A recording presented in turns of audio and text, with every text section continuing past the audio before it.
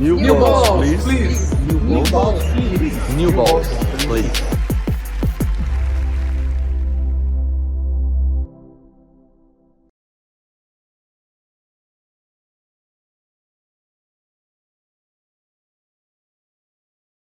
Salve, salve Brasil! Bem-vindos a mais uma edição do New Balls, Please. Obviamente não sou o Fernando Nardini, mais uma vez, repito isso. Enquanto o nosso brilhante, nosso muso do jornalismo tenístico brasileiro está levando seus talentos para o Super Bowl na Califórnia, eu, Alexandre Cossenza, venho tentar manter o sarrafo alto aqui do programa. Agradeço ao convite, Fernando Meligeni. Nada, muito obrigado também. É uma honra estar aqui tentando preencher essa lacuna. E vamos lá, hoje a gente vai falar de muita coisa interessante. Tem Copa Davis, tem Buenos Aires chegando, tem Rio, tem Bia, tem muito assunto legal, né, Fino? Olá, Ale, olá todo mundo que está assistindo a gente. Obrigado mais uma vez, sempre abrilhantando. A galera falou muito bem na semana passada, né, do senhor, todo mundo curtiu muito a tua presença. Sim, passamos um fim de semana de muita Davis, de muito sofrimento, né? Jogos longos, né? A gente vai poder falar muito, acho que tem bastante coisa para falar, bastante histórias legais para falar sobre Copa Davis. Sempre que entra a Copa Davis, para mim principalmente, né? Um argentino representando o Brasil, na visão de muita gente no começo. Muito interessante as histórias, mas a gente tem bastante assunto hoje. A gente tem boa semana do Pepe, que eu gostei muito da semana dele. Temos Bia, que a gente tá gravando um pouquinho antes, né, ela entrou de Lock Loser, então a gente grava um pouquinho antes. Bastante coisa legal. Tenho certeza que vai... Enquanto o nosso querido Muso, como você falou, está no Super Bowl, hoje é o último dia dele de Super Bowl, já tá voltando pro Brasil. E eu acho que ele até deixou um recado, né? Deixou nada? O que você achou da Copa Davis? Conta aí pra gente. Salve pessoal, tudo bem? Um pitaco rápido aqui sobre a Copa Davis. Você sabe, o Brasil acabou perdendo por 3-2 para o time do Canadá. Era um confronto complicado desde o sorteio, né? A gente sabia, não se sabia ainda àquela altura com que time o Canadá ia enfrentar o Brasil. Não foi com o seu melhor time, é verdade. Ainda assim, era um confronto muito complicado para o time brasileiro. Quadra muito rápida, uma condição muito rápida. Ainda assim, boas sensações ficaram desse confronto realizado lá em Vancouver, na casa deles. Primeiro o Gustavo Wade, que bateu o Gabriel Diallo, um top 40, uma vitória gigante, uma das maiores da carreira do Wade, algo muito legal. O Matheus Puccinelli também fez um grande jogo contra o Gabriel Diallo, venceu o primeiro set sem enfrentar breakpoint. No segundo set, acabou perdendo, e no terceiro foi no detalhe, foi no tie-break do terceiro set, uma pena que esse jogo escapou. Na dupla, muito legal a atuação do Rafa Matos e do Orlandinho. Eles acabaram vencendo o jogo também por 7-5 no terceiro, até um pouco mais de dificuldade do que era esperado. É uma dupla que já vinha de um ótimo resultado no Aberto da Austrália, então acho que o Brasil tem boas sensações. Agora vai lutar em setembro para permanecer na elite da Copa Davis, mas tem boas perspectivas aí pela frente, né? Foram boas partidas dos jogadores brasileiros contra outros jogadores de melhor ranking da equipe canadense, então fica um gostinho amargo pela derrota, é verdade, mas com alguma esperança de que Gustavo Wade, Matheus Puccinelli possam enfrentar as outras seleções aí no caminho do Brasil na Copa Davis. E você, Fino, como é que você viu essa Copa Davis? Você acha que o Brasil foi melhor do que o esperado? Era o que ou foi mais ou menos dentro da expectativa? Você achava que o Brasil tinha mais chance de ganhar, menos chance de ganhar? Como é que Quando a gente fala de Davis, eu acho que você tem que... É uma coisa muito abrangente, né? Porque você tem time, você tem o corpo técnico, você tem os jogadores, você tem o desempenho dos jogadores, né? Então, é uma história muito grande que faz um time ganhar ou não. Eu acho que a gente tem que começar pela convocação, né? Uma semana muito complicada, um momento do tênis brasileiro, tirando o João, que é uma decisão dele, porque ele tem um campeão de Buenos Aires numa quadra completamente diferente, temperatura completamente diferente, que se ele fosse jogar lá, a chance de ele jogar bem Buenos Aires Rio Open era 0, era pequena, ou jogar bem em Buenos Aires, mas não jogar bem em Rio Open, ou abandonar Buenos Aires. Uma decisão difícil para um jovem já se colocar nessa situação. Eu falei isso aqui no programa, que aí é uma decisão de cada um. Eu não falhei em nenhuma Copa Davis, mas eu teria falhado se fosse o João numa situação que ele está vivendo, né? Posso ser criticado, e muita gente criticou, é normal, não sei qual é a tua opinião, muita gente não gosta disso, a gente vê aí que teve na Argentina também esse problema, Então, tirando eles, depois da convocação, era uma convocação muito dura pro Jaime. O Thiago Monteiro não jogando seu melhor tênis hoje. O Thiago Wilde não jogando o melhor tênis. O Felipe voltando de lesão. A dupla se dividindo na última hora, né? Era para ser o Rombo ali com o Marcelo. Então, você tem uma... E falo não por falar mal dos jogadores que foram, mas é muito duro para um técnico colocar muita gente para estrear. João Reis para estrear, Putinelli para estrear e, querendo ou não, o Wade com muito pouca bagagem. Né? Aí você tem o Matos e o Orlando com um pouco mais de experiência, já jogaram um pouco mais, já estão um pouco mais dentro do espírito. Dentro de tudo isso, eu acho que foi uma belíssima apresentação. Acho que todo mundo se doou, o time mostrou união, unidade. Um grande ponto do Wade no primeiro dia, ganhar do Diallo, jogou um belo tênis, aproveitou o nervosismo. E aí a gente pode falar sobre só Diallo, eu tenho algumas coisas a falar.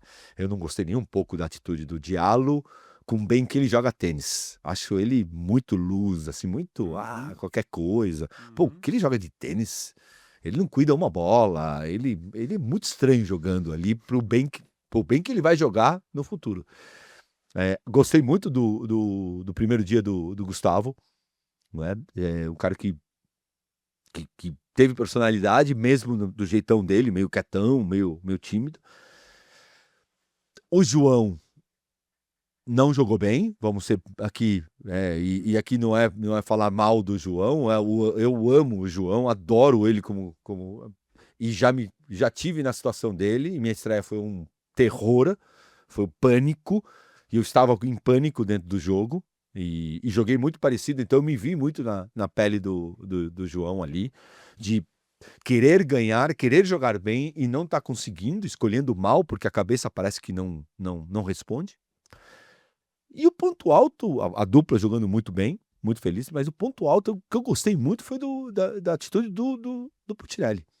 Achei que ele realmente estava bem mais abaixo do que o Diallo e jogou um belíssimo tênis. Acho que pode pegar aquilo lá e falar, olha o tênis que você pode jogar, moleque. Acorda para jogar esse tênis diariamente. Eu gosto muito dele, assim, de postura e de como ele lê o jogo, de como ele constrói ponto. Eu acho que tem potencial realmente, como você falou, para muito mais do que ele já fez. Acho que ele pode muito mais. Você concorda com a minha visão da galera? Sim, sim. Acho que, só para completar o que você fala do João não ter jogado, eu acho que hoje em dia é absolutamente normal no circuito. Acho que pro Brasil talvez seja um pouco estranho, até pelo legado que vocês deixaram. O Guga não deixava de jogar, você não deixava de jogar, o Tomás Bellucci sempre, mesmo quando estava bem, quando estava mal, tomou muita porrada por jogar mal em Copa Davis, mas nunca deixou de ir. Então tem esse legado e hoje parece estranho você ver, o nosso número 1 não tá na Davis. Mas é completamente normal. E dada a sequência de calendário, seria puxadíssimo. E Copa Davis, você sabe disso melhor que ninguém, não é um evento que você pode entrar 50% ali e vai jogar. Vou lá, como você jogaria um 250 antes de um 500 ou antes de uma sequência. Pô, vai ser o primeiro torneio, eu vou ali, vou sentir como é que eu tô. Se der pra ganhar, beleza. Se não, é um torneio de preparação para os maiores depois. Copa Davis não dá pra você jogar assim. Você tá pelo país, você tá pelo time, tem expectativa, ou você tá ali 100% ou você não tá, né? Sim. E você tem uma coisa que as pessoas às vezes não percebem. Na Copa Davis, e principalmente com o legado do Jaime, que é um pouco da nossa geração, a gente treina muito duro na Copa Davis. Né? Nos dias de hoje, a Copa Davis mudou um pouco, porque os caras vão com técnico, né? E acaba virando quase que um torneio dentro de um evento. A maneira do Jaime olhar a Copa Davis, como foi quando eu fui capitão também, como foi o Pardal junto com o Larry, como foi o Paulo Cleto lá atrás, é uma coisa de união e de trabalho muito duro e muito visando aquele jogo. Que é diferente do treinamento da gente que estou indo para um campeonato, vai pegar vários caras. Ali você está treinando, tanto que você leva juvenil, o cara fica ali à disposição teu, né? A gente teve o Chabal Goit, o Historic que estavam lá. Então, eles estão treinando para a dupla. O time de dupla só treina o time de dupla. Então, Quando você coloca isso e mostra para as pessoas, ou o João pensa nisso, ele vai arrebentar durante uma semana de treino muito duro na quadra rápida, muito veloz, para sair no domingo de manhã, porque ontem ele não saía hoje para chegar segunda-feira para jogar quarta.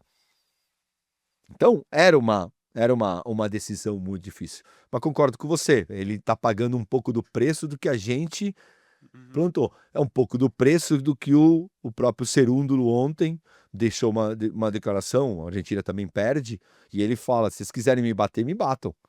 Só que eu aceitei todas as Copas Davis. E essa eu senti que eu não podia ir, por causa que é na China, porque é no interior do interior, não sei aonde, muito tempo. E eu precisava me cuidar. E a gente tem que, olha, sendo um pouco duro, um pouco verdadeiro, se a gente morasse nos Estados Unidos, que desde o primeiro dia da tua vida, provavelmente, os caras estão te ajudando, se a gente vivesse, e eu entendo que tem 2 patrocinadores normalmente que patrocinam o time, né? Tem gente que ajuda o time. Mas quanto ajudaram o João? Sim, Como para cobrar do João? pois é. A pessoa que tá apontando o dedo em casa tá torcendo pro João agora que ele virou 30 do mundo. Exatamente. E é muito fácil subir no carro agora e falar que o cara não é patriota porque ele não jogou uma Copa Davis. Sem entender patavina nenhuma. E a gente viu ontem na transmissão que tem um monte de gente que não entende nada e tá falando um monte de besteira no chat ali. Ontem ficou muito claro para as pessoas que queriam entender a nossa rebeldia. E fica aqui um recadinho muito importante. Quando eu dou porrada nas pessoas que falam besteira internamente, ontem na Casé a gente teve essa demonstração muito clara. As pessoas falando o que falaram do Orlando, o que falaram dos nossos jogadores todos, o que falaram do Jaime. Pessoas que não tinham a mínima ideia. Por que não mudou a escalação? As pessoas não sabem nem o que é que tem um sorteio, que o primeiro dia é 1 com 2, o 2 com 1. E as pessoas metendo sarrafo nos jogadores sem nenhuma ideia. E não era uma pessoa. Ontem tinha uns 50, 90 mil pessoas Sim, vendo o jogo. Tinha muita gente mandando recado. Então, quando a gente dá porrada aqui, tem muita gente, pô, o Fernando só fica dando porrada nas pessoas. Tem que dar porrada, porque tem muita injustiça dentro do E o cara, um João, por exemplo, que decide não ir, e tá sempre indo, você tem que entender um pouco do cara. Porque a mesma coisa se acontecesse com vocês, também não iria. Né? Acontece com o jornalista também, que às vezes também aproveita, tem alguns jornalistas que aproveitam né, aquele corte ali para também dar um sarrafinho. Né? Eu acho mas eu acho que é normal o que aconteceu, principalmente do João de não ter ido. Deixa eu só fazer um parênteses, já que você entrou nessa questão do chat, a gente estava conversando ali fora antes, e eu acho importante deixar registrado, até porque New Balls é um canhão e eu acho importante levantar essa bola em algum momento. Eu vi um comentário sobre a barriga do Orlandinho, sobre, enfim, coisas gordofóbicas no chat, e eu acho que aí cabe a Casé, no caso, mas assim, não é pelo amor de Deus, gente, não é nada contra a Casé, mas vale para todo mundo que cria conteúdo, que tem algum destaque, que tem uma rede social aberta para comentário. Tem que tomar muito cuidado no que se permite comentar, porque é muito fácil você chegar e falar assim, mas o cara tá lá comentando, eu não tenho como moderar, não tenho como apagar. Bom, se não tem, então fecha o chat. Porque, e repito, não é para Casé, é para mim, tô falando na primeira pessoa do plural, nós que temos algum destaque em redes sociais. Ótimo ponto. Para mim, é para as redes do New Balls, é para o Tênis Brasil no tênis. A comunidade que a gente tem? Sim, todo mundo. Então, se começa a liberar e virar bagunça, daqui a pouco entra homofobia, entra xenofobia, entra todo tipo de preconceito, todo tipo de ofensa, e eu, que tenho meu saque voleio lá, que é bem modesto, eu não posso chegar e dizer que não tenho responsabilidade nisso. Se o cara tá comentando ali, a obrigação de moderar é minha. Então, parece que se normalizou bullying, as pessoas vêm e comentam o que querem. Não pode ser assim. Não pode ser. Você sabe que eu briguei já muitas vezes com várias pessoas que têm sites, você me conhece um pouco, né? A gente nunca brigou, mas eu já bloqueei, inclusive, tem gente bloqueada do jornalismo brasileiro, do tênis, exatamente por isso, porque na minha visão é assim, principalmente as pessoas me criticam muito quando falam que eu defendo muito a Bia. Eu defendo a contraofensa. Por quê? Porque o New Balls e qualquer meio, o saque e voleio teu, a gente tá botando uma pessoa que não tá pedindo pra gente ser botada. Exatamente. Né? Então eu tô botando a Bia dentro do New Balls, ela não pediu pra estar. Ah, mas é legal pra ela, mas ela não pediu pra estar. Ela não veio pra uma entrevista e aí ela vai ser criticada. Aí eu acho que ela tem um pouco menos de força pra brigar comigo. Agora, se eu estou falando da Bia dentro do meu site e alguém vai lá e faz um bullying com ela ou fala uma coisa, uma ofensa com ela, eu tenho obrigação de tirar. Sim. Ou de bloquear a pessoa. Sim. E aí é onde as pessoas, eu brigo muito com as pessoas. Eu concordo com você. É um lado muito positivo e é ótimo um veículo a mais entrar no nosso tênis, e principalmente com o canhão que tem a Cazé, mas eu acho que também eles estão aprendendo com isso, porque é o primeiro grande evento, isso que o João não tava. Exatamente. O João tava, ia ter 500 mil pessoas ou 200 mil pessoas, de repente, num jogo tão bom como foi. Uma pena o João ter falado não para a Copa Davis. Mas você também tem várias coisas a aprender com isso. E todos nós temos a aprender com isso. Inclusive, eu sempre falo, quando eu estava comentando no tênis na ESPN, que você fala para todos os públicos. Qual é o discurso que você tem? Focar no cara que está novo? Focar no cara que já é hard user, que joga? Dividir? E aqui vale, eu falei isso fora do ar e falo aqui, e é um elogio. Assim, o melhor cara que fez isso na história do tênis brasileiro foi o Das Campos. Sim. Que ele soube sempre, quando tinha que botar o cara que não entende nada de tênis pra dentro, ele botava. E quando ele tinha que falar, porque aquela top spin com inside out, que ninguém entende o que é isso, ele também falava, porque falou, olha, isso aqui. Então, é muito difícil você comentar tênis, e vai ser muito difícil comentar tênis a partir de agora com o João, porque vai ter cada vez mais gente nova vindo, que não entende nada, e que está sentado esperando que você traga a solução, ao invés de pegar o Google e fazer. Que é 15, por que é 15, 30, 40? Se ele fizer em 1 segundo, ele tem a resposta, mas ele quer que você fale. É interessante e super importante. Mas voltando a falar de Davis, o Jaime acho que fez algumas mudanças interessantes e importantes, acho que deram certo. Primeiro foi, antes do confronto, trocar a dupla, que é um negócio que não é muito comum, mas eu acho que pelo contexto, pela separação do Marcelo com o Romboli, que acho que ficou claro ali para os dois que era melhor um para cada lado. Realmente, o Jaime acho que reagiu rápido ali e falou, não, então se eles dois acharam melhor separar, por que eu vou botar os dois para jogar na Davis, né? Porque na verdade eles estão dando um recado que eles não estão jogando bem, né? Ao se separarem, eles estão falando, não estamos jogando bem, por que eu vou botar no campeonato mais importante, Copa Davis? É importante a gente falar sobre o Jaime. O Jaime é muito bom. Taticamente, tecnicamente. Ele é um cara mentalmente ali dentro no boxe. Ele é um cara extremamente importante. Você vê que todos os jogadores evoluíram. Eu lembro quando o João Menezes ganha o Pan-Americano em Lima. Eu estava do lado dele vendo como ele estava fazendo o jogo. E fiquei impressionado como ele conseguiu levar o João na pressão. Escutando o que o Jaime estava falando para o João naquele momento. Você vê o bem que o Puccinelli jogou, tem muita mão o bem que o Wade se manteve, tem muita mão dele. E o mais legal, a personalidade. Porque eu vou te falar que é um vespeiro isso. Vespeiro convocar, eu tive muitos problemas com vários jogadores. Me dispus com muita gente.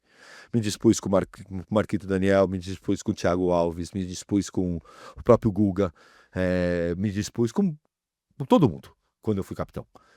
E em nenhum momento querendo sacanear alguém. Apenas olhar e falar, hoje eu vou ter que convocar esse. Depois, mais uma decisão duríssima da dupla. De tirar, que não é nem convocar, é Uhum. tirar, chegar e ter naquele momento a firmeza de falar, gente, desculpa, mas vocês estão fora, vai ser a dupla que tá jogando melhor porque eu quero ganhar esse confronto. Mais um problema, mais uma demonstração de personalidade. E a terceira de personalidade, de tirar o João Reis e botar o Putinelli depois de um primeiro. Ai, porque vai queimar. A gente tá acostumado no futebol. O cara faz uma puta de uma cagada aos 15 do primeiro tempo, tá jogando mal pra caramba, mas o técnico não pode tirar. Porque senão queima. Queima onde? Jogou mal, faz parte. A gente tá no esporte de derrotas. E aqui eu não tenho vergonha nenhuma de falar que eu na minha. Ah, você tá queimando o João. Pô, tudo que eu conheço os pais do João. Os pais devem estar vendo isso. E falo com tanta tranquilidade eu acho que o João se mete sem do mundo esse ano. É minha. Então, Uhum. se você fala uma coisa dessa sem, e depois você fala que o cara jogou mal, você tá queimando, não. É uma simplicidade falando, cara, ele sentiu, como eu senti na minha estreia, e eu fiz o Brasil cair pra segunda divisão contra a Bélgica. Eu perdi os 2 jogos. E eu derrubei o Brasil. Não, e outra coisa, a gente tá analisando um jogo, uma atuação, a gente não tá falando do caráter ou da carreira da pessoa, né?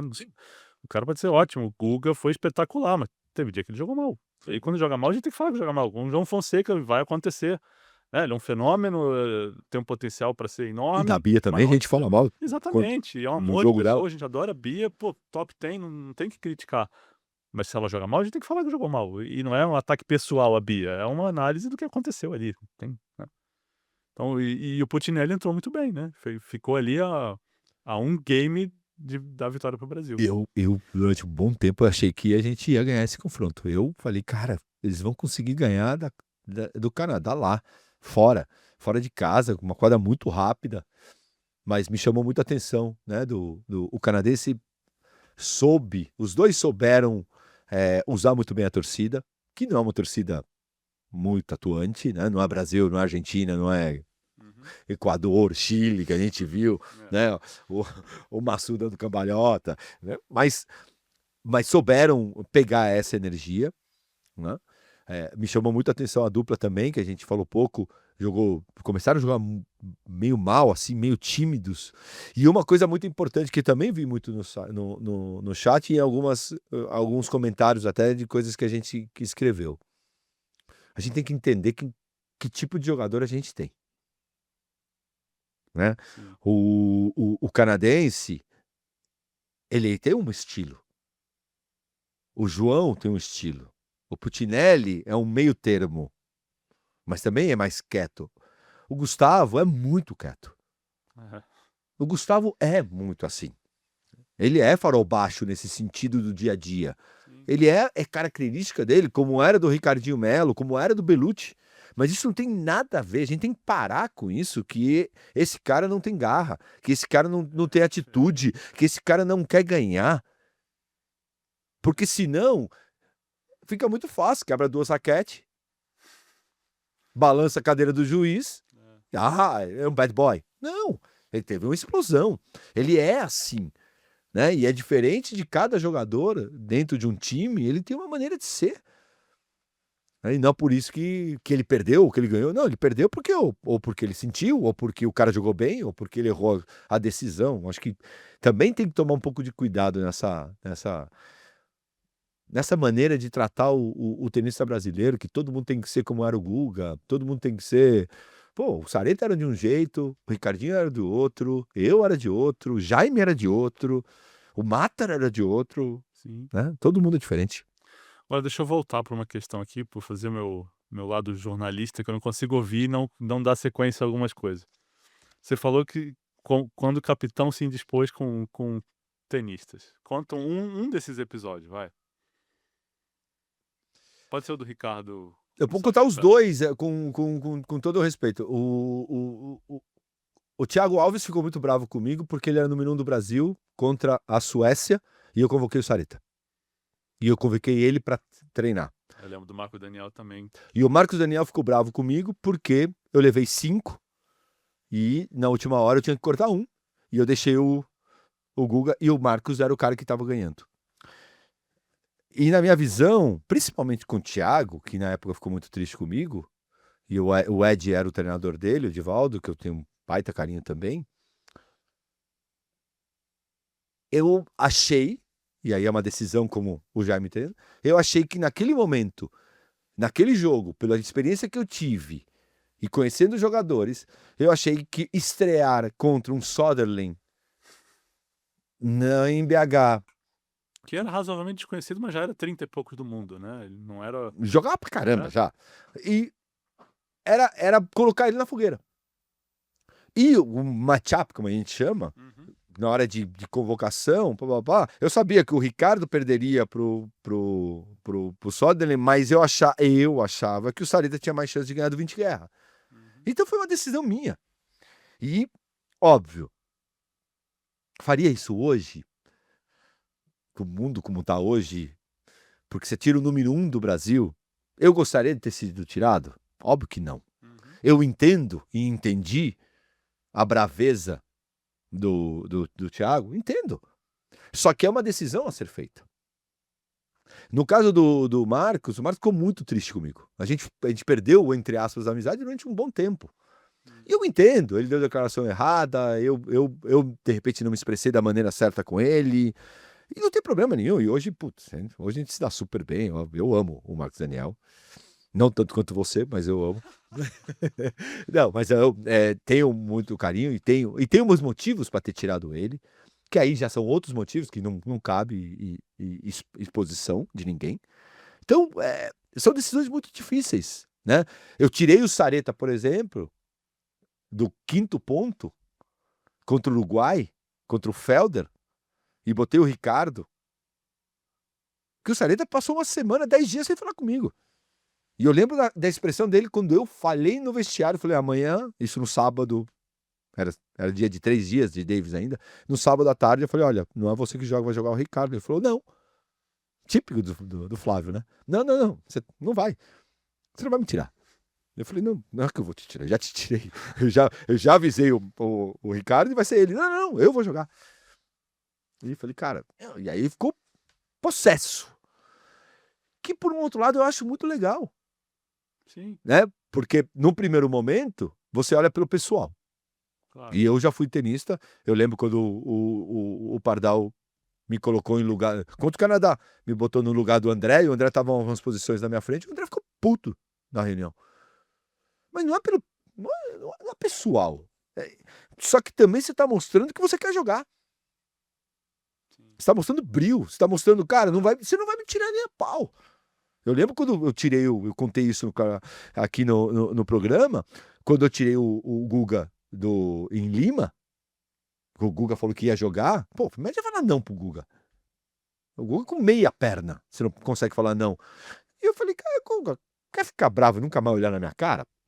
Desculpa, mas aqui, nesse momento, eu deixei de ser teu amigo. Eu tô olhando, certo ou errado? Não há maldade. Não tô roubando dinheiro. Não tô chavecando tua esposa, tua namorada. Não tem nada disso. Jogo, acredito. Ah, então você não acredita em mim? Aí é outra coisa. Aí você pode levar por esse lado. Tudo bem, eu aprendi isso com o Paulo, aprendi isso com o Pardal, com o Larry, com os caras que estavam ali de capitão. E falei, cara, tem uma hora que você vai ter que fazer essa decisão. Faça. E depois peça desculpas. Seja humilde, peça desculpas se fizer besteira. Ou banque se você achar que tá certo. Já que você citou Paulo Cleto, Ai, meu Deus. Não vou te trazer mais, hein? Não vou te trazer. Na hora da volta, pelo amor de Deus. mas a sua estreia na Davis foi uma substituição no meio de confronto. Se eu me lembro bem, eu acho que eu li no Aqui tem isso. Que o Paulo te avisa no dia no dia da partida, que, nossa, você vai entrar e você vai jogar. Conta como é que foi o seu lado dessa história, como jogador. Não é meu lado, com todo o respeito ao Paulo, e eu acho que a gente nunca mais conseguiu ter uma relação tão legal por isso e por outra culpa que eu tenho que ele botou na minha comanda, que eu tirei ele da Copa Davis e ele sabe a verdade. Mas o lado da estreia da Copa Davis, o Nico passou mal de noite. E O primeiro dia jogava o Nico contra o The Wolf e o Jaime contra o Bartwitz. E eu cheguei de manhã para aquecer o Jaime. Eu aqueci o Jaime, levei 2 raquetes, aquela coisa, e nem roupa de jogo, e fui aquecer o Jaime. Quando acaba o primeiro set do jogo do Jaime, chegou o Nico. E ele olha para mim, eu tava ali. Ele olha para mim e fala, e aquele jeitão, né, que a gente sabe que tem em Copa Davis, tem muita sacanagem, né? Muita tiração de sarro. Ele falou, meu, o que você tá fazendo aí? Eu falei, você que vai jogar. Ele falou, Nico, vai se lascar, meu. Não, você vai jogar. E o Paulo Costa não tinha falado com você. E o Paulo não tinha falado para mim. E aí quando ele fala isso, e por isso que para mim foi muito traumático. Eu treinava com o Marcelo Meyer na época. Eu saio dali e vou conversar com ele. Ele fala, não tô brincando. Isso não se brinca. Tem brincadeiras e brincadeiras. É você que vai jogar. E eu lembro que eu pego a chave do meu quarto e dou pro segurança e motorista e falo, pega minhas raquetes. Pega minha roupa. E aí ele traz a minha roupa e eu jogo. E perco. Ah, é por isso, é por aquilo. Não estamos aqui falando por que você perde ou não perde. E eu perco esse jogo, eu vou pro 5º ponto e eu perco o 5º ponto. Perco os 2 jogos e perco. E a briga minha com o Paulo sempre foi que ele nunca aceitou. Que ele não me contou. Ele fala que ele contou. Eu falei, como que você vai contar se eu tô vendo o jogo com uma raquete? Que eu sou bobo? Não. Então, e eu lembro que o Marcelão queria comer a televisão, tanto que eu brinco até o dia de hoje. Falo, como que você joga? Eu falei, cara, me botaram. Ah, você deveria estar preparado para jogar? Sempre você tem que estar preparado para jogar. Aí você tem um lado meia-culpa também. Sempre você tem que estar preparado para jogar? Tem. Só que não 15 minutos antes, sem estar... Nos dias de hoje, se você me perguntar, pô, você vai, como que você vai jogar? Porque o cara pode torcer o pé. Mas na minha visão, e aí é uma defesa minha, ainda tinha o Cássio na minha frente. Sim. E era a minha primeira Copa Davis. Então não existia a possibilidade na minha cabeça de eu jogar. Antes, se o Nico não jogasse, eu jogava o Cássio. Para depois jogar eu. Né? Tipo, Entendi. é quase que um juvenil indo. Não um juvenil, porque eu tinha um ranking bom e eu merecia estar lá. Mas eu não me via. Então, as histórias, hoje são histórias para contar. E tá tudo certo. Se o Paulo ficar bravo, eu sei que ele fica bravo toda vez que eu comento isso, mas eu comento porque foi um trauma muito grande. E eu demorei muito para entender como jogar a Copa Davis depois disso aí. E eu era criticado até por ele, que eu não jogava bem Copa Davis. E aí eu acho que o Jaime tem um mérito muito grande. Que o Jaime abraça. E aí as pessoas hoje entendem por que eu não coloquei o Thiago Alves e por que eu não coloquei o Marcos Daniel quando eu conto uma coisa dessa. Porque eu vivi na pele. Quando você vive isso na pele, ou você é um babaca e faz pior, coisa que eu não sou, ou você protege. E a minha escolha foi proteger. Mesmo que pro atleta, na hora, não... Não tem problema nenhum. Tanto que hoje A me dou bem informação não chegue como, tá me protegendo. Não, ele tá me prejudicando, né? Tudo bem. Hoje eu me dou... O legal, pra mim, é que quando eu cruzo o Thiago, quando eu cruzo o Marcos, a gente tem um baita de um carinho e eu sei que é recíproco dos dois lados. Não tem um lado... Não, eles entenderam o ponto de vista. Né? Isso passou, isso... O próprio Sareta entendeu naquele momento. Acho que nunca vai me perdoar com aquilo, porque ele não aceitou. Mas tudo bem. Mas ele entendeu que eu não estava maltratando ele. Eu estava apenas fazendo minha decisão, como o Jaime fez a decisão anteontem, de falar: eu acho que agora não é o João que tem que jogar, tem que jogar pro Tinelli. E não dá para levar pro lado pessoal. E Copa Davis agora, então o Brasil volta em setembro para jogar playoff do grupo mundial, do grupo 1, né? Que é, na verdade, um confronto que decide quem joga a Elite ano que vem, o grupo mundial, e quem joga o que era o antigo zonal, que é uma espécie de segunda divisão, né? Você começa o ano sabendo que você não tem chance de brigar pelo título. No grupo mundial hoje, né? Nessa fase de qualifiers, você começa pensando que dá para chegar no título, dá para chegar na fase final. E o Canadá vai para o qualifiers 2 em setembro, e se ganhar, aí vai para a fase final. Vamos chamar o Nardini para a jogada Segura Zurich, por favor, Nardini. Mande a sua pergunta, por favor. Chegamos à hora da jogada Segura Zurich dessa semana e eu queria falar, Fernando Meligeni, sobre Copa Davis.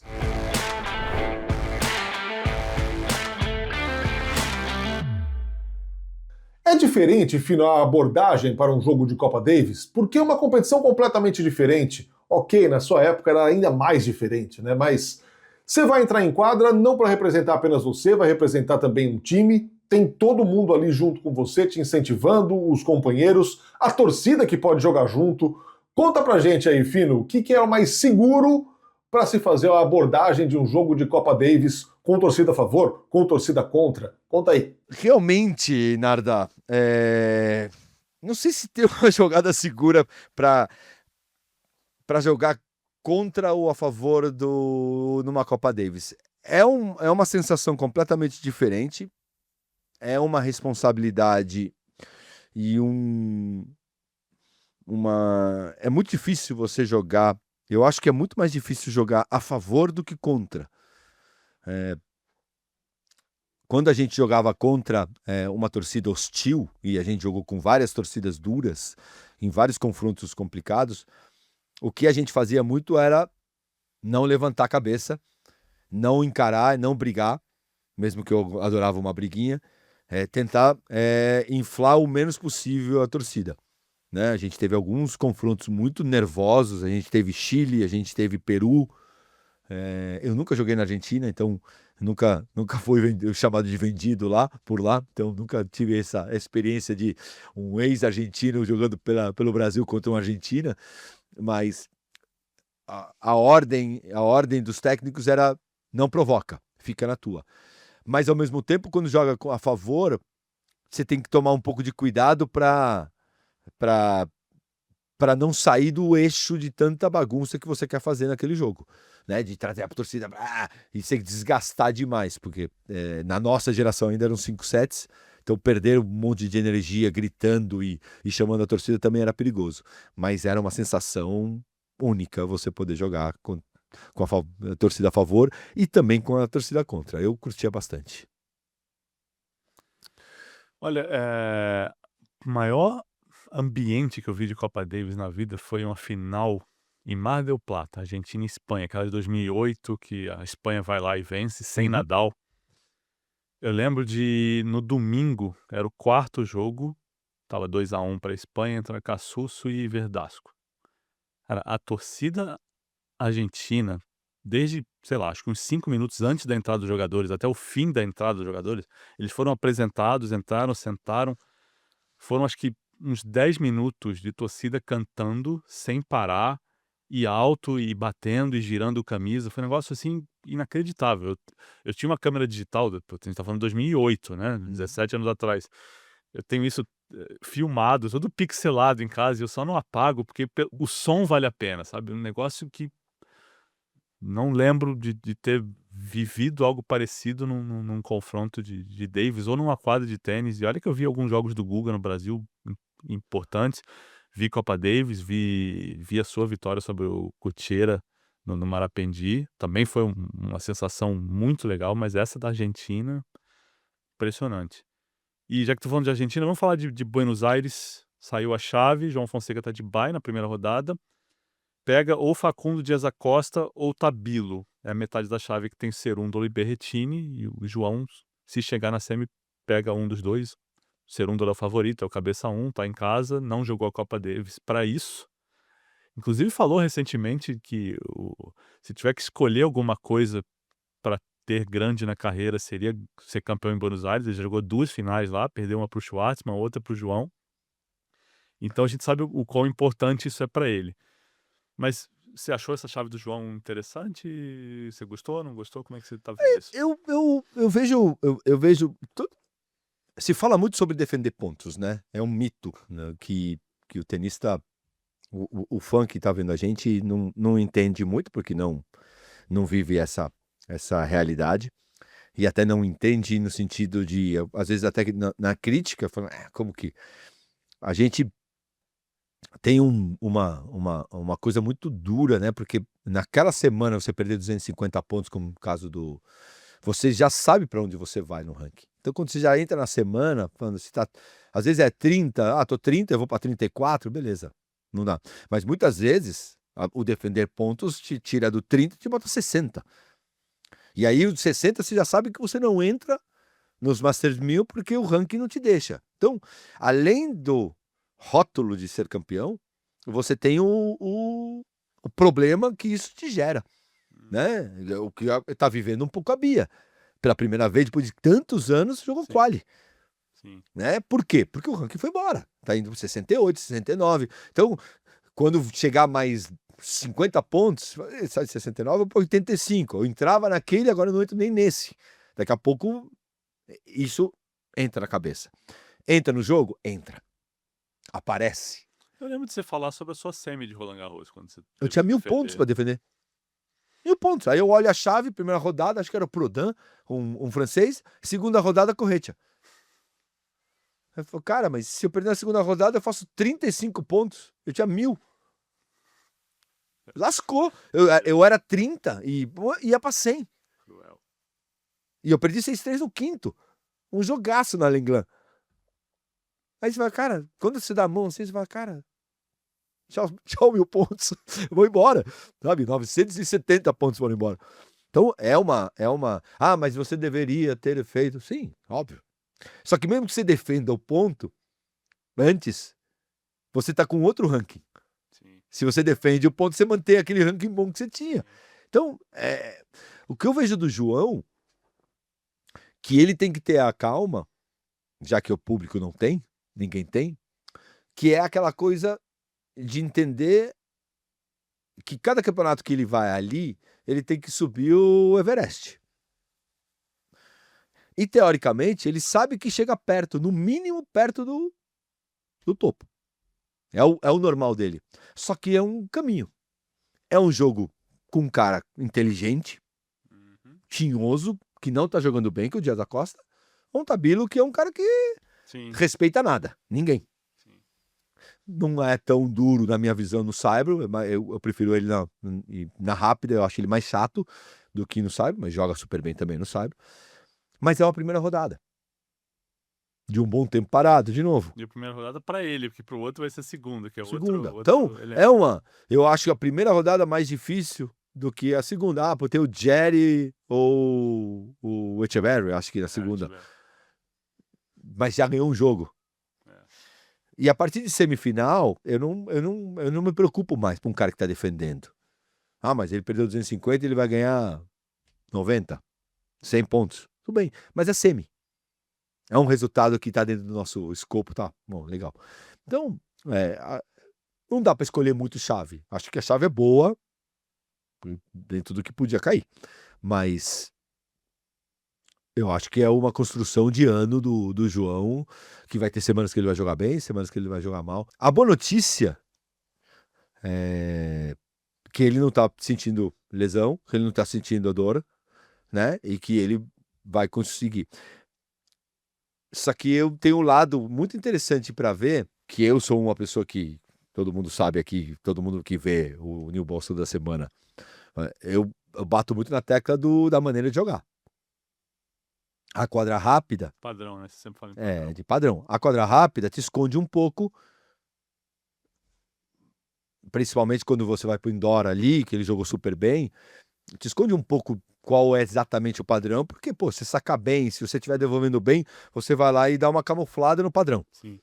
Porque você tá na confiança. Saibro te exige No mais. Saibro, na Argentina, pegar um primeiro Dias da Costa, jogando a bola alta na esquerda o tempo inteiro.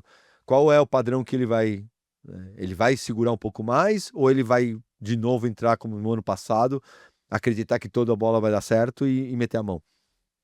Esse é muito legal de querer ver quais são os tips novos, as coisas novas que o João botou para 2026. Eu acho que agora vai dar para sentir e a gente analisar isso jogo a jogo. Porque Buenos Aires e Rio, assim, é quente, úmido, Lento. nível do mar, lento. São jogos que você precisa estar ali 2h30, 3 horas, às vezes um pouco mais. Então, quer dizer, é o que você falou. Não dá para se resolver só com um saque e uma devolução boa. Não são pontos que você vai definir ali em 3, 4 bolas com frequência, né? Agora, deixa eu te perguntar uma coisa. Você acha que, e isso é um comentário muito de torcedor, de fã, mas... Poxa, tá perigoso, hein? Não, Tudo bem, eu adoro, né? Vamos chamar ele de novo, Mauro? Vamos, né? Vocês gostam, né? Pegar fogo. Vocês estão só nos cortes, né? Ai, esse corte. Ai. Bora, manda. Mas é que acho que o torcedor, ele vê muito. Ah, não, acho que é melhor o João perder na semi em Buenos Aires, porque ele chega melhor no Rio. O Rio é um 500, vai jogar em casa. Então, se ele perder cedo, não tem tanto problema. Você vê assim também? Ou depende muito mais de como ele perde, de quem ele perde, do que simplesmente por perder? E ter mais esses dias para chegar no Rio, porque tem compromisso de patrocinador, tem torcida, tem um tempo extra que você tem que ficar ali dando autógrafo depois de treino, enfim, você tem todas distrações, entre aspas, assim, no bom sentido. Tem muito mais coisas para lidar do lado, fora da quadra do que chegar a treinar e jogar. Acho que não é uma conta exata, né? Porque você pode perder na primeira rodada em Buenos Aires e não jogar bem no Rio. Não é uma conta exata. Eu sempre sou a favor do cara ganhar confiança e ir longe no torneio. O jogar até a final em Buenos Aires tem um lado negativo de você chegar um pouco mais estourado. Mas eu acho que o João tá melhor hoje fisicamente, tá mais experiente. Eu não vejo só o lado físico que fez o João perder para o Miller no ano passado. Eu acho que foi muito mais um primeiro impacto ali, né? Pô, chegou. Era o Mickey na Disney, né? Era o Justin Bieber, era a Madonna chegando no Rio de Janeiro ali, ou a Lady Gaga chegando no Rio de Janeiro no show do. É muito duro o que ele viveu, né? Era uma primeira grande experiência no teu clube, pessoas que teoricamente você parava para dar um abraço, que na hora que você pensou em dar um abraço, já te pediram 50 fotos e um segurança falando, sai, leva. Você fala, pô, mas aí, não, você tem que ganhar, hein? Você tem que ganhar, hein? Não, mas nunca tive que ganhar, eu sempre tive que jogar. Então, eu acho que essa mudança que o João teve, ela é normal. Volto a repetir, o lado do público, torneio, jornalista, amigo, que todo mundo quer que o cara vá mais longe, porque o torneio fica muito mais legal, porque todo mundo ganha com isso. Eu também ganho com isso. Quanto mais o João for ganhando, Claro. mais o mundo do tênis e as empresas vão entrando, mais vai se falando de tênis, você também ganha, se beneficia, mais gente vai no blog Saque Voleio, mais gente. Pô, é óbvio. Só que a gente sabe que não é uma conta exata. Então, eu torço para que ele consiga. O João é muito de confiança. Então, o João chegando semifinal ou ganhando lá em Buenos Aires, acho que ele chega com muita força para o Rio. A não ser que, pô, todo jogo 7-5, porque é isso que você tem que entender, né? Tem finais, tem campeonatos que você acaba jogando duros, mas que você não arrebentou teu corpo. E tem torneios que foram 7-6 no terceiro, 7-5 no terceiro, 3 horas aqui, 2 horas ali, 3 horas ali. Os 3 últimos jogos, sexta, sábado e domingo, foram de 3 horas. Você vai chegar estourado. Sim. Mas se foram 6-4, 7-5, 6-2, 7-6 e 6-4, 6-1, Fisicamente tá ok. fisicamente você tá ok. Se você conseguir salvar a primeira rodada no timing, você ganhou a primeira rodada, joga a terça, depois joga a quinta, e você já tá no torneio. Certo. Né? Então, eu torço para que ele vá bem em Buenos Aires. Não sei se o Luiz vai gostar dessa declaração, mas eu torço para que ele vá bem em Buenos Aires. Não, eu lembro do Rio ano passado, que as coletivas que o João deu, eu lembro de uma, não sei se foi a primeira ou se foi a segunda, mas ele contando que feliz, óbvio, né, de ter aquilo tudo lá, mas um pouquinho assustado ainda.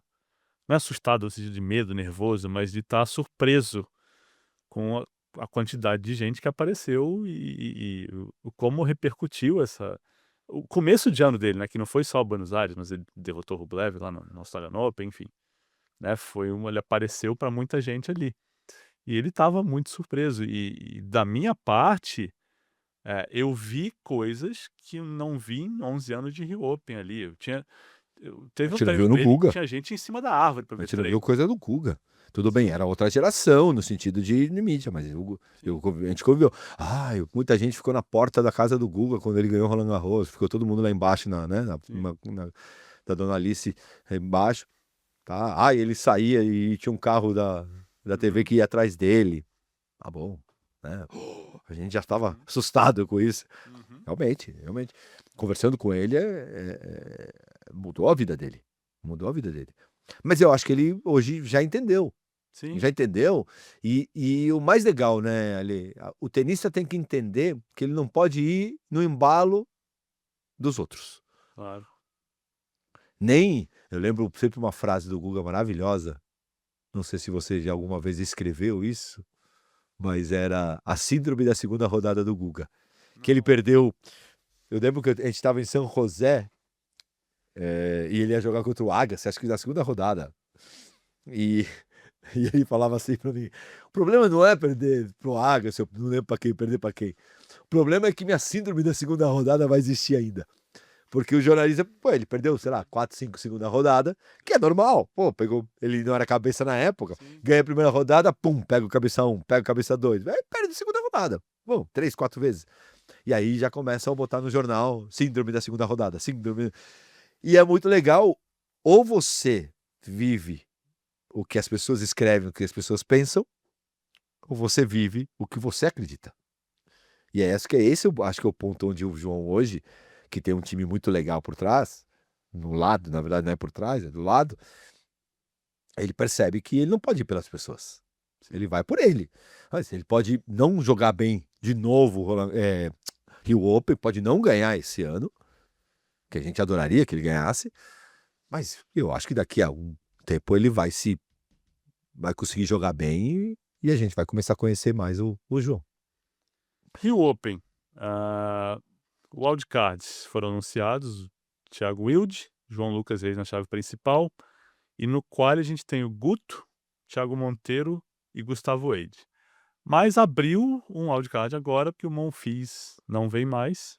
Tá? E segundo desfalque doído para o Rio Open, né? Já tinha perdido o Musetti com aquela lesão no Australian Open, agora o Monfils, que já tinha avisado que não via para Buenos Aires, agora falou que não vem para o Rio também. E abre esse lugar na chave aí para um convite. Você convidaria quem? Vamos direto ao assunto, vai. Você daria esse wildcard para quem? Eu acho que você tem duas possibilidades aqui hoje no momento. Ou você traz o Monteiro de volta Por senioridade? e por Ou- ser o próximo a entrar, né? Teoricamente, na chave, por ranking, ali tá próximo. Ou o Gustavo pela semana que teve Na Davis. na Davis. Eu não queria estar na pele Eu acho que você não erra. De novo, é a mesma coisa que da Copa Davis. Eu acho que você não erra em nenhuma das duas. Vai ter um monte de gente falando: de novo Monteiro. Vai dar pro Gustavo, que também não teve tantos resultados. O ponto que eu coloco aqui é um 500. É um 500. Então, pelo ranking que eles estão, nenhum tem o direito de dizer: esse é meu. Eu falava isso muito pro Felipe na época e falo muito pra minha turma.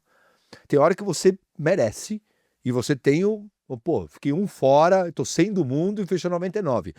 Cara, esse último cara é meu. É um direito meu, basicamente. Você pode até não me dar porque você não gosta de mim.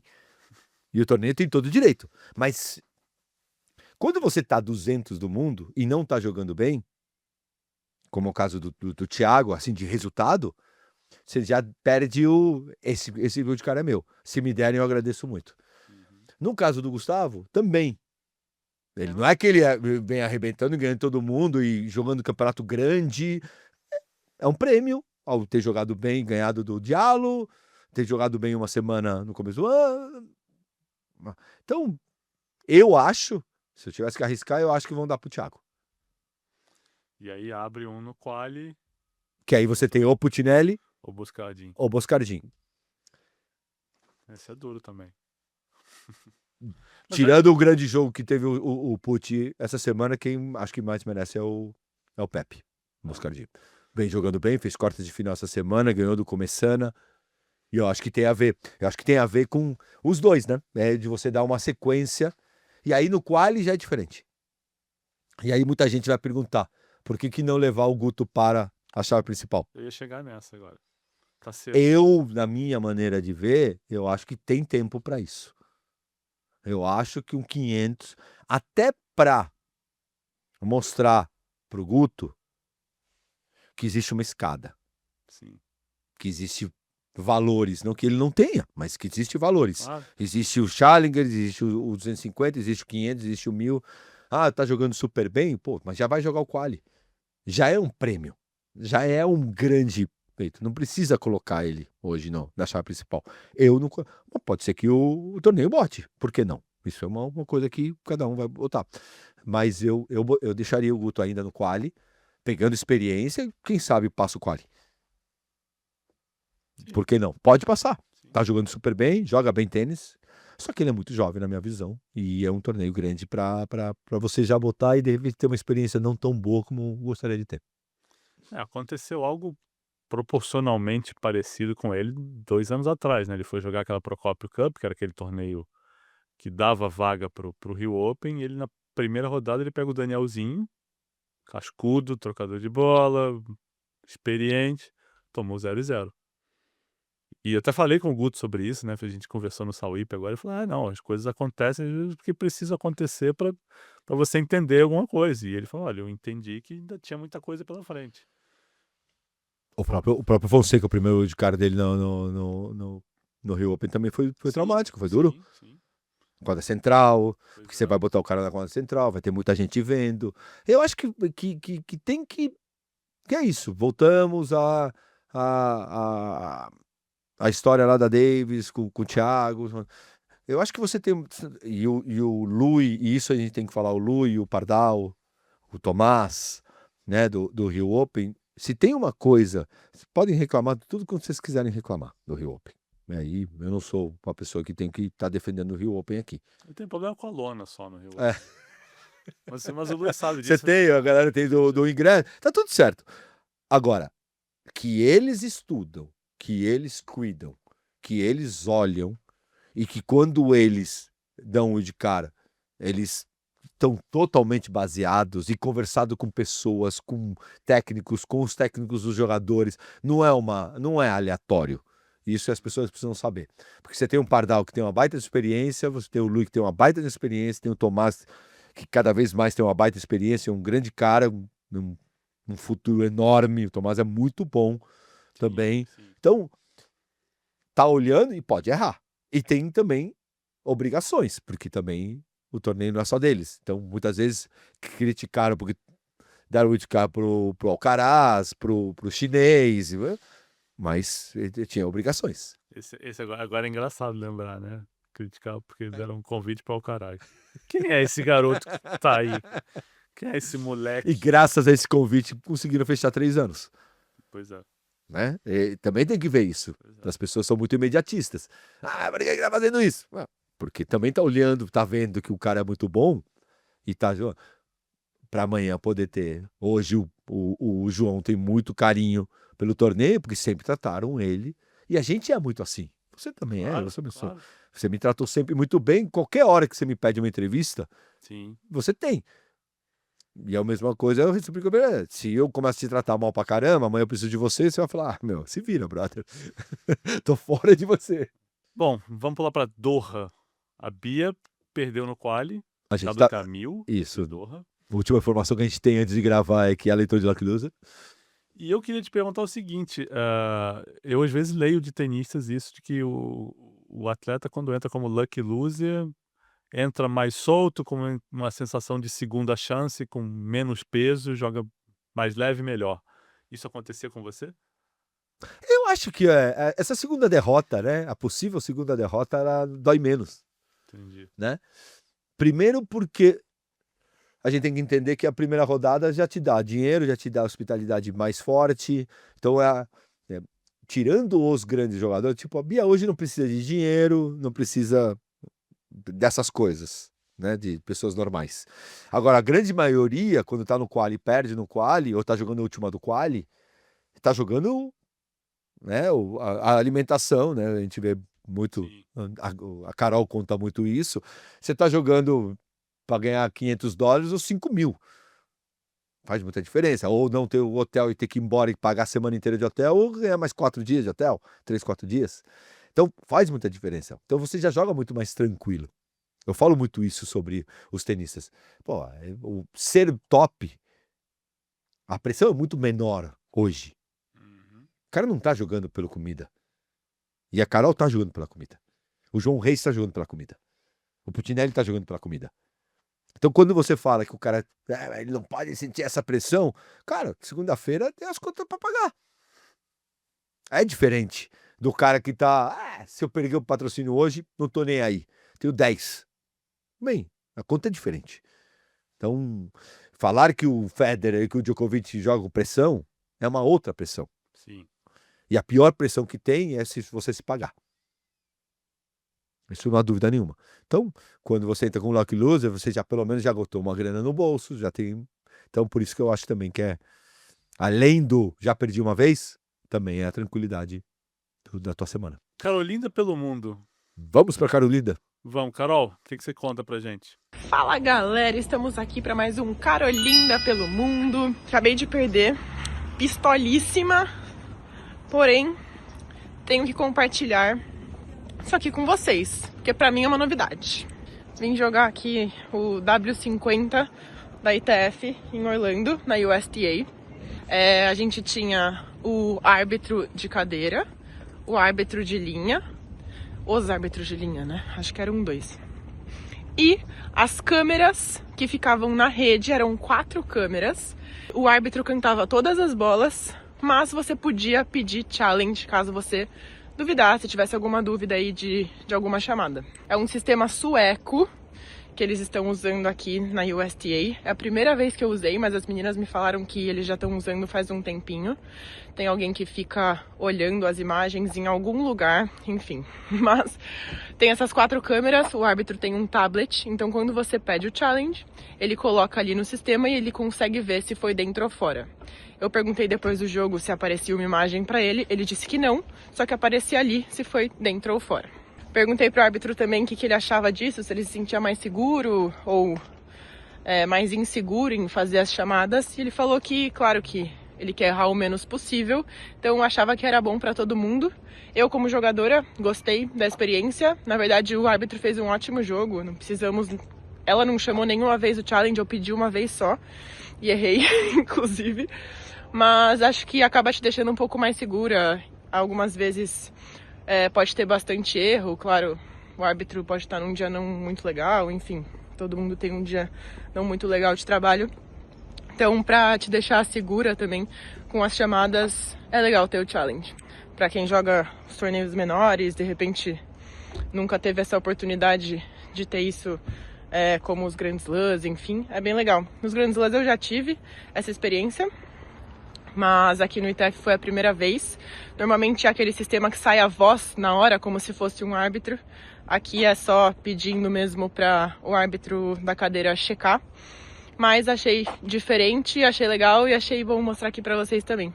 Opinião de vocês, vocês gostam disso, desses avanços tecnológicos no tênis? Beijão, espero que tenham gostado e até a próxima. Você já tinha visto isso? Esse não. Sistema? Esse sistema é novo para mim. Eu achei curioso. Eu queria ter visto as imagens, né? Do como é que aparece pro árbitro.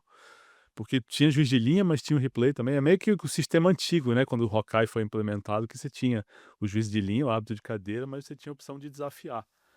E a gente, como é desconfiado de tudo, será que a Carol uma hora fala assim, mas a gente não consegue ver? Você fala, mas será que o cara tá falando que viu mesmo? Será que... Mas é o futuro, né, Ale? A gente conversei muito com o Bernardes lá atrás, quando começaram a implementar tudo isso. É a grande discussão, né? Pô, a gente não pode ir contra as evoluções. Mas, ao mesmo tempo, você tá tirando emprego dos árbitros, eu acho que tá muito máquina o jogo. Uhum. Quando você tinha ali, tinha um erro, você tinha uma briga, você tinha uma discussão, eu acho que isso também dá um caldo pro jogo. Sim. Né? Eu particularmente gosto. Você tá começando a robotizar tudo. Tudo bem, eu entendo, inteligência artificial. Daqui a pouco eu boto um cara para jogar no teu lugar, sabe? Porque daqui a pouco vamos botar duas máquinas ali e quem ganhar, bota um avatar bonitinho do Ale contra o Fernando e o Ale ganhou. Tá. Eu, particularmente, não gosto. Eu acho que tem que evoluir, eu acho que tem, mas que tem que humanizar, deixar humano. A gente não pode tirar o humano, você não pode tirar o árbitro. Isso é a essência do nosso esporte. O jogador, o árbitro, a discussão, a conversa. A briga? Não, não, não. Tô falando de briga, não tô falando de discussão boba. Não, mas, pô, foi boa, não foi boa. Não, a máquina vai lá e te fala, ó, não foi boa. Tá, o cara errou. Eu não vejo nenhum problema nisso, mas eu acho que quem pensa como eu tá perdendo. A discussão toda é que assim, ok, a máquina é mais precisa que o homem. Não é 100%, a gente sabe que tem uma margem ali, a gente, né, já viu alguns casos de jogador apontar a marca ou fotografar a marca e a máquina dá boi, você vê que a marca tá claramente fora. Mas teoricamente é mais fiel, né? Você tem menos erros com as máquinas do que com juízes de linha. Ok, até aí acho que não tem discussão. Mas me incomoda um pouco dessa falta do elemento humano que você cita agora. Eu preferia, como espectador, se é para falar em entretenimento, a possibilidade do desafio. Também acho. Porque aí você vê quando o jogador vai desafiar, ele tem que contar que ele só pode errar 3 vezes no set, e ele tem que calcular quando vale a pena. Você adiciona um elemento até de estratégia para o negócio. Eu achava mais interessante. E outra coisa que eu acho que me incomoda, eu acho não, tenho certeza que me incomoda, a Austrália até tomou uma medida contra isso agora, mas é que às vezes você tá vendo um jogo numa quadra grande com barulho, a bola saiu um pouquinho e você não ouviu a chamada. E quando você tem um juiz de linha lá atrás, você pode não ouvir a chamada, mas Tem o braço. você tá vendo o braço, né, ou aqui, não, ou aqui. Agora no Australian Open tinha uma quadra ou duas, eu não lembro, que acendia uma luz vermelha na rede para indicar que a bola tinha sido fora. Mas era uma quadra ou duas, nas quadras de fora você não tinha isso. E às vezes você tem ali a torcida fazendo barulho, né, um ponto grande e tal, e você não sabe como é que acabou. E isso me incomoda profundamente como espectador, como consumidor de um produto que você tá ali e você não sabe o que aconteceu. Ontem teve um lance assim na Davis. Você lembra? Não sei se você vai Foi uma lembrar agora. passada, não foi? Passaram do Matos, Isso. que dá o match Que dá o match point. point. É, Porque a galera mesmo na casinha não sabia. E o marcador não marcou e ninguém sabia se era ou não era. não, eu tava vendo uma transmissão que era com o narrador em inglês. O narrador cantou bola boa, falou match point e tal, eu não fiquei na dúvida. Depois eu tava vendo o chat com os meus apoiadores no grupo que a gente Sim. tem, e eles falaram que teve uma confusão, porque o placar que O tava placar na não tela. saiu. Não, o placar deu vantagem pro Canadá. E depois, quando começa, eu voltei pra rever. Quando começa o ponto seguinte, que é Tá o match 40 iguais. point, tá 40 iguais no placar. Sabe? E o cara sacando do lado ímpar. Então ficou confuso. Mas por quê? Porque você não tem essa indicação visual na tela do que aconteceu. Você sabe o que me incomoda de tudo isso? Hum, E aí é um pouco mais antropológico. diga. A gente tá aceitando. A gente tá aceitando que a gente tá perdendo pro mau-caratismo. O tênis era um esporte que, teoricamente, de Sim, cavalheiros, sim. ou de damas e cavalheiros, que não se mandava a bola na mão, para ser um esporte competitivo, tudo bem. Para quê? Para virar um esporte de malandro? E ao você ter que botar toda a coisa em inteligência artificial, daqui a pouco o vôlei, você vai botar um sensor no dedo da pessoa para saber se vai pegar ou não vai pegar um pouco, porque ela sentiu que pegou no dedo dela e ela não falou. No futebol também, que fez a falta, e o cara sabe que fez a falta, mas ele não fala. Então a gente está perdendo, ao invés de a gente tentar educar e brigar para que as pessoas melhorem, a gente está botando uma máquina para mostrar que ela realmente está roubando. Então, querendo ou não, a sociedade está perdendo. Não, eu acho, sempre achei, e aí podem me chamar de velho, de purista ou de ultrapassado, mas eu acho muito canalha aquela coisa do, o árbitro que tem que decidir isso, ou a máquina que tem que decidir isso. Tipo, vamos lá, aconteceu com o Djokovic agora no Australian Open. Um ponto que ele ganharia, E ele acusa, olha, tocou na minha raquete. Se eu não me engano, foi um jogo contra o Musetti, que é um game em que ele acaba quebrado. Era um ponto que, se eu não me engano, ficaria 40-15 para ele, fica 30 iguais, ele é quebrado, porque ele admite que a passadinha do Musetti toca Que demais ninguém no viu. calcanhar. Que ninguém viu, o ponto já era dele, né? Tanto que o árbitro, ou a árbitra, não lembro agora quem era, tem que anunciar, olha, o senhor Djokovic falou que tocou na raquete dele, concedeu o ponto. Ninguém viu. E muito bacana. Mas quantas vezes acontece Por isso, e a, gente, a, ninguém fala, a humanidade tá perdendo. É. Tá perdendo. Quem tem que decidir é o árbitro, quem tem que decidir é a máquina. Pô, mas você viu, você sabe o que aconteceu? Se você sabe, então fala, né? Mas não, é muita coisa. Tô terceirizando a responsabilidade. Eu não gosto muito disso. Vamos de brasileiros pelo mundo, que Bora. aconteceu essa semana? Bora.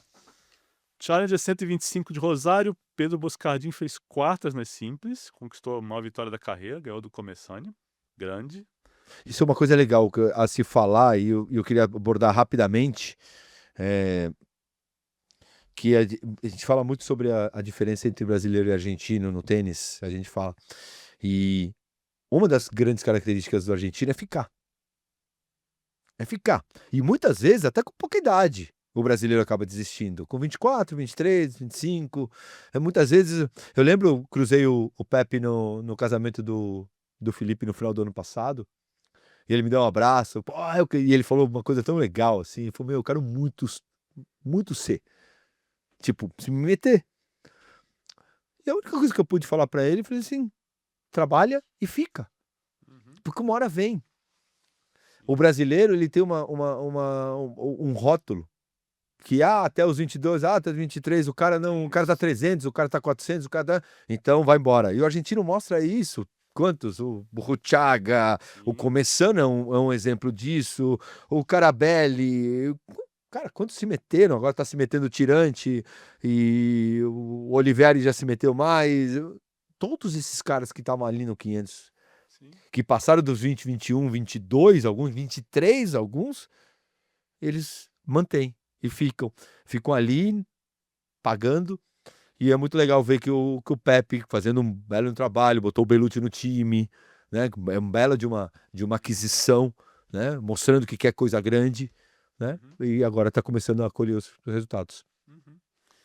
Fernando Romboli, vice-campeão nas duplas, junto com o Reis Varela. Romboli descendo para jogar um Challenger depois desse começo de ano da separação com o Marcelo. Então precisava vencer, precisava ganhar jogo.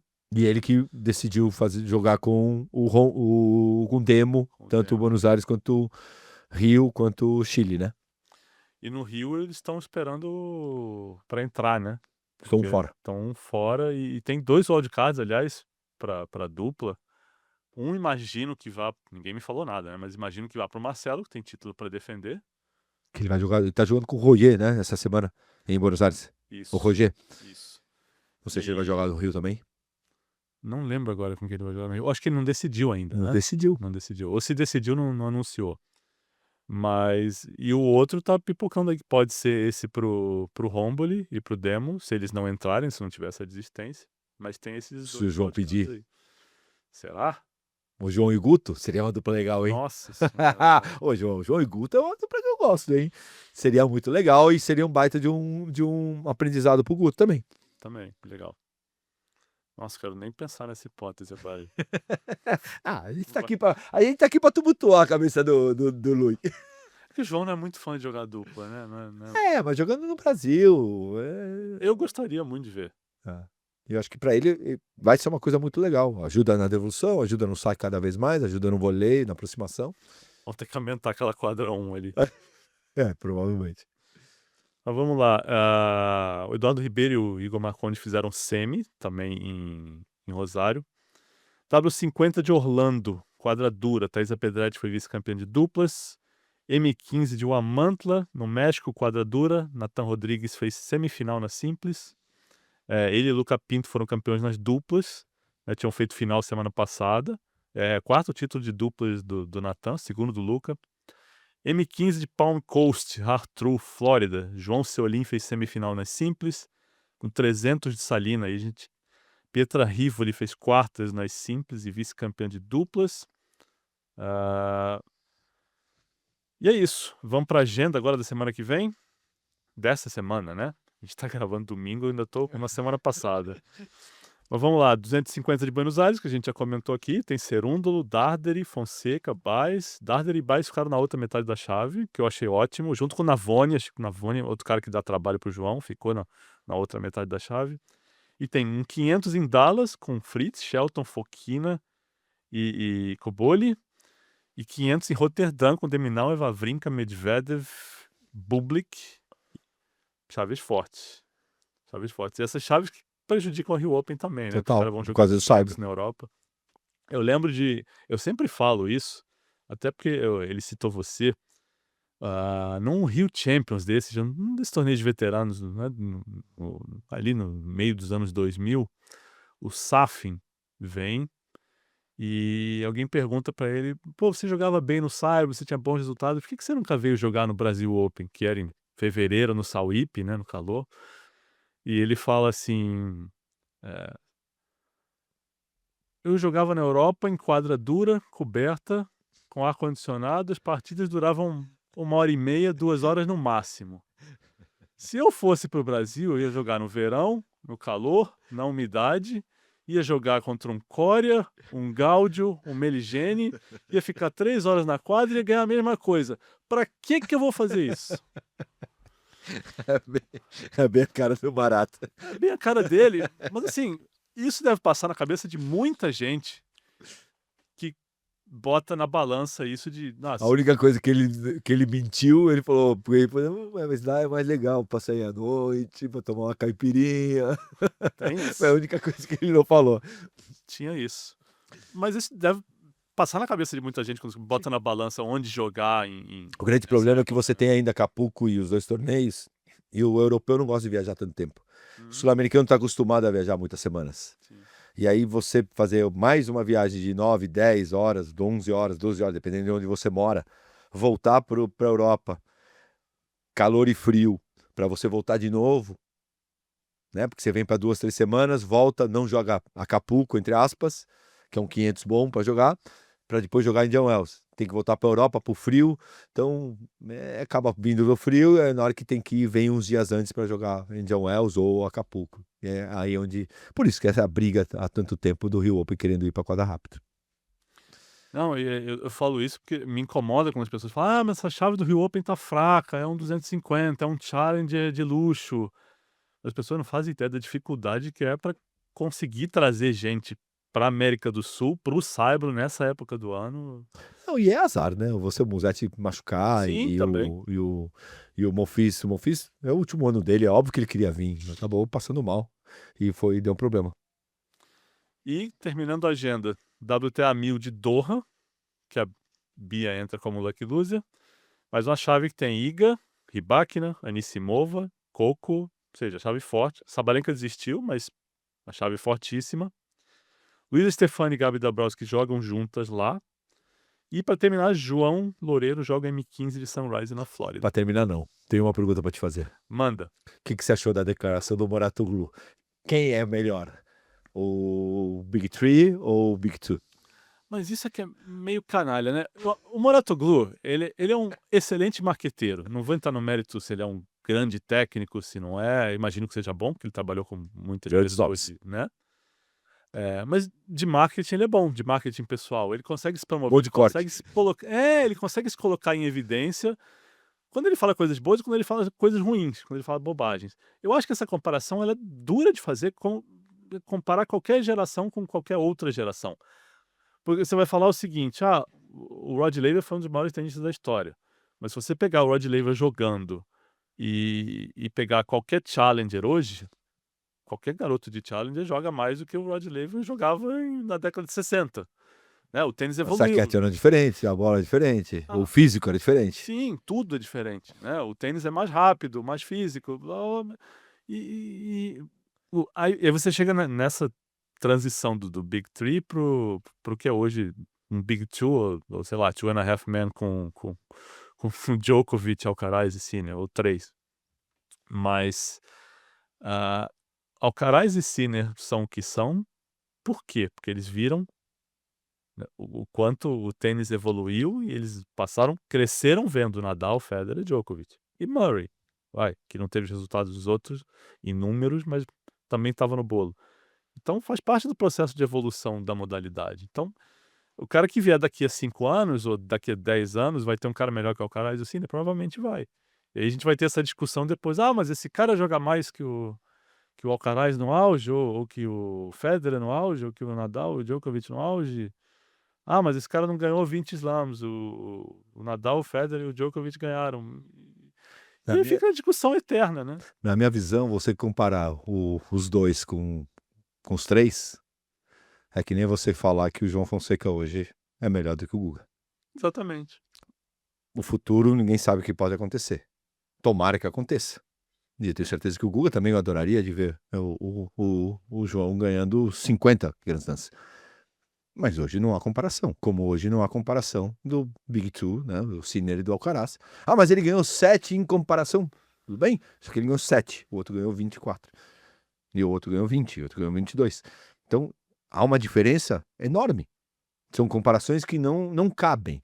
Mas é isso. É uma comparação, e eu quis se cutucar, porque é uma comparação, é um corte, uma tentativa de corte ali, que acho que nem ele, no fundo, acredita no que ele falou. Não, ano passado teve aquela final espetacular de Roland Garros, Sinner e Alcaraz. 2 dias depois, estava pipocando nos canais no Instagram, um trecho de, 2, 3 minutos da final de Roland Garros de 83, Vilas e Borg, não lembro agora, nem se era final, mas é da década de 80. Pô, bolinha subindo, descendo, 3 segundos entre um golpe e outro. Não tem como comparar. Não tem. Não tem como comparar. E não era ruim, era excelente para a época. Agora é outra coisa, o esporte mudou. Você pega um jogo de futebol da década de 70, sabe? O cara recua a bola pro goleiro, o goleiro pega com a mão, fica lá 5 segundos, olha para cá, toca pro lado. Aí o lateral recebe a bola, olha pro lado, olha pro outro, pensa se faz um O mundo lançamento. mudou. O esporte mudou, o mundo muda, acontece. Não dá para esse tipo de comparação é canalha. No fim das contas é canalha, né? Nesse caso é para gerar um corte, é para gerar assunto. Tanto que a gente está aqui conversando sobre isso. Vamos nessa? Vamos nessa. Fino, de novo, obrigado demais pelo convite, é uma honra estar aqui. Obrigado você. Narda, um abraço. Vamos torcer pelos Patriots, por favor. Na hora que isso for pro ar... O resultado já tá. O resultado já tá, mas... Qualquer coisa contra aquelas galinhas lá é um resultado bom. Obrigado, Ale. Obrigado você que ficou com a gente. Um abraço grande pro Narda. Semana que vem a gente volta. Sempre um prazer ter você aqui com a gente. Obrigado. New balls, please. New balls, please. New balls, please.